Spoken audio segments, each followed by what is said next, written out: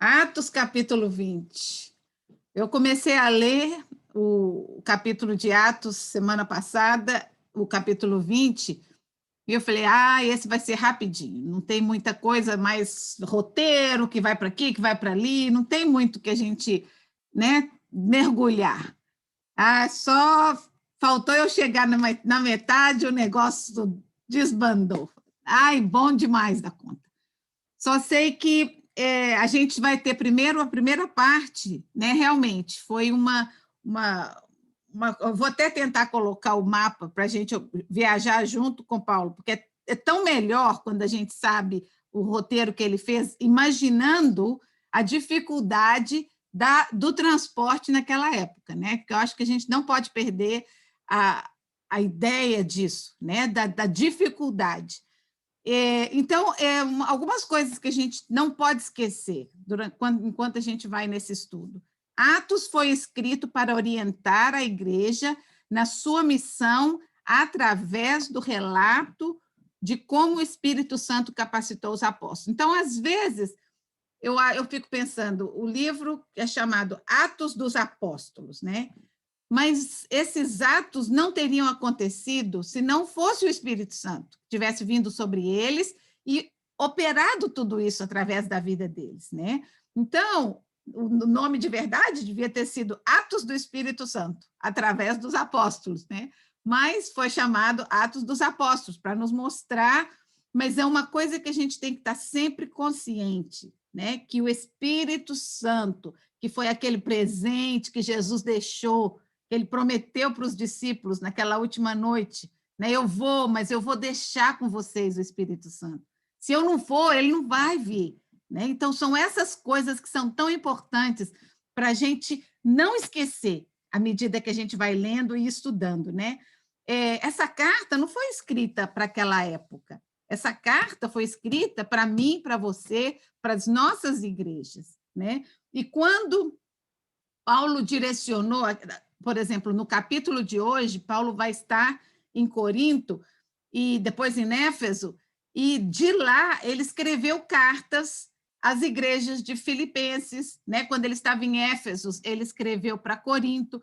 Então, a gente lê hoje esses livros e essas cartas de Paulo, e elas são escritas para mim e para você. Elas são aplicáveis à nossa realidade. Foi como eu coloquei hoje no estudo, aquela mensagem que eu tenho escutado desse pastor. Eu estou impressionada de ver como que tudo...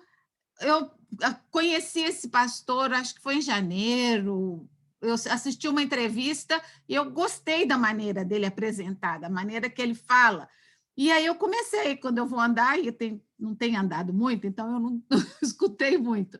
Mas aí eu comecei a escutar as mensagens dele. E eu falei, não, vou voltar, começar em fevereiro, né? Então, essas que eu escutei ontem, que eu mandei, segunda, que eu mandei e que eu escutei hoje, são de março. E eu estou assim, impressionada de ver assim, a relato, porque ele é muito conhecedor, não só da Bíblia, na parte espiritual, mas ele conhece a teologia, ele conhece a história que está fora, que não está escrita na Bíblia. Então, ele menciona historiadores e pessoas que moraram naquela época. Então, te dá uma perspectiva muito maior ainda do que a gente já está, porque a minha capacidade e meu conhecimento é limitado. Eu falo que eu conheço o que está na Bíblia, né? E hoje, quando eu vou preparar, às vezes a minha curiosidade me leva a procurar mais coisas, né? Mas nada como eu tenho aprendido com ele. E eu fiquei assim arrepiada, porque eu estava com tudo hoje já de manhã já estava tudo pronto quando eu saí para andar. E quando eu escutei ele falando, essa mensagem é para mim, é para a nossa igreja de hoje, né? Não é para a igreja batista, não é para a igreja católica, é para a igreja de Cristo, para o corpo de Cristo, para a noiva de Cristo. E a gente vai ver a mensagem de Paulo hoje, que eu quero que fique bem gravada para nós, realmente é isso, né? É aquele desejo de que a igreja de Cristo não desfaleça, que a igreja de Cristo não perca o foco, que é Jesus Cristo, o Salvador, o Senhor, o amor de Deus por nós, né? A vida de fé, guiada pelo Espírito Santo, é irrepreensível e é cheia, imprevisível, quer dizer, e cheia de emoção. A gente não pode querer viver uma vida cristã bem planejadinha. Por quê? Porque se você vai viver de acordo com a vontade de Deus, às vezes a vontade de Deus é diferente da sua. Às vezes a vontade e o plano de Deus é diferente do meu plano, né? Então a gente tem que a vida cristã é uma vida de fé.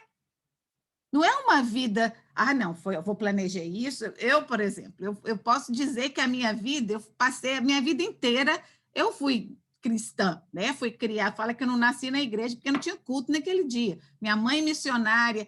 Então, assim, a vida inteira. E eu lembro, bem adolescente, que o meu sonho era casar cedo, 19 anos eu queria estar casada, ter meus filhos, que eu queria subir em árvore, que eu queria ser uma mãe nova, ter meus netos novos.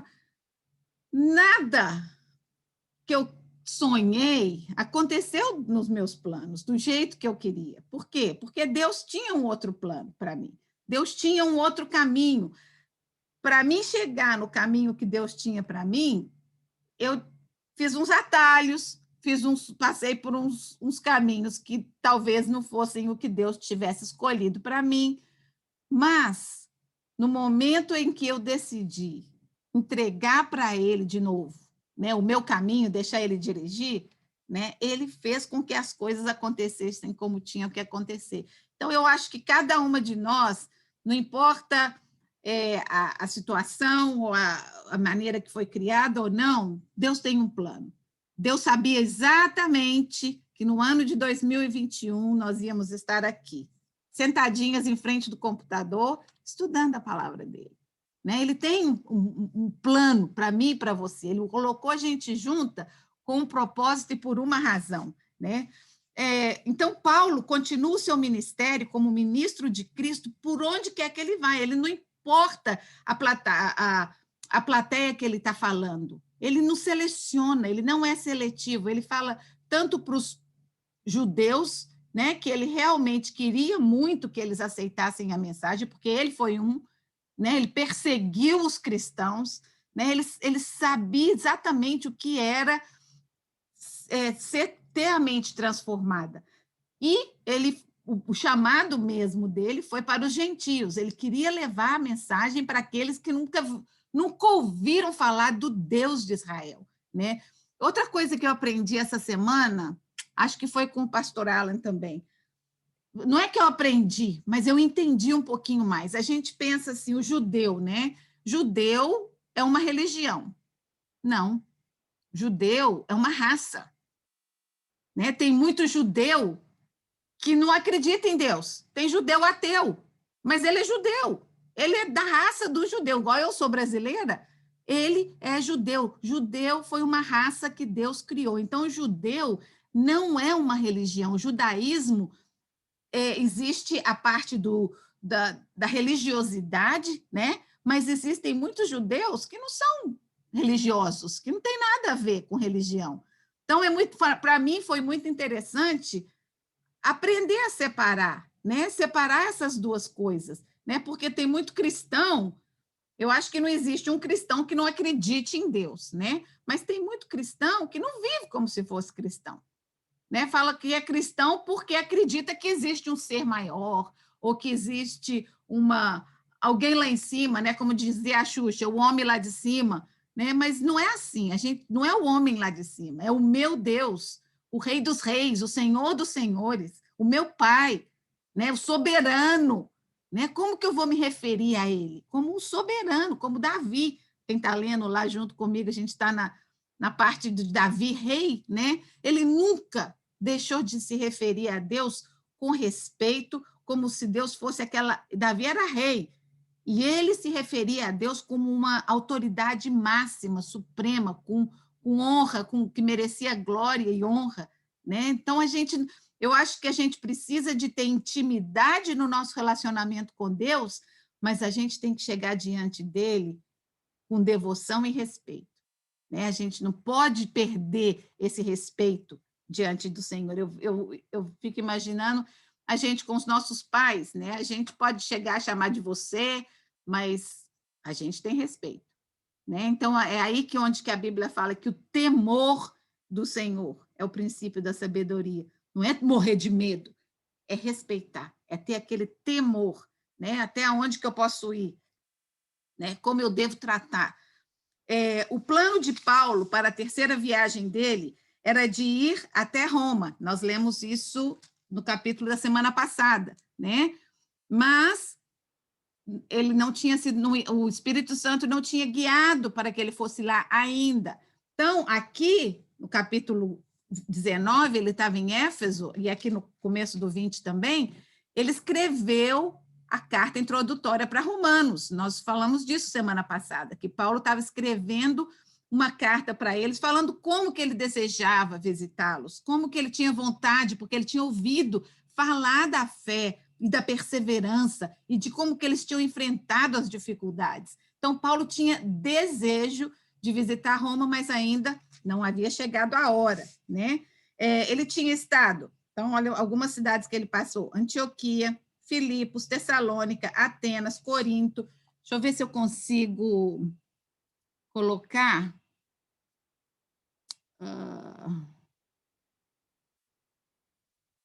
Aqui. Espera aí, gente, eu vou conseguir. Não preciso de barulho, não precisa de música, eu só preciso de. Cadê o mapa?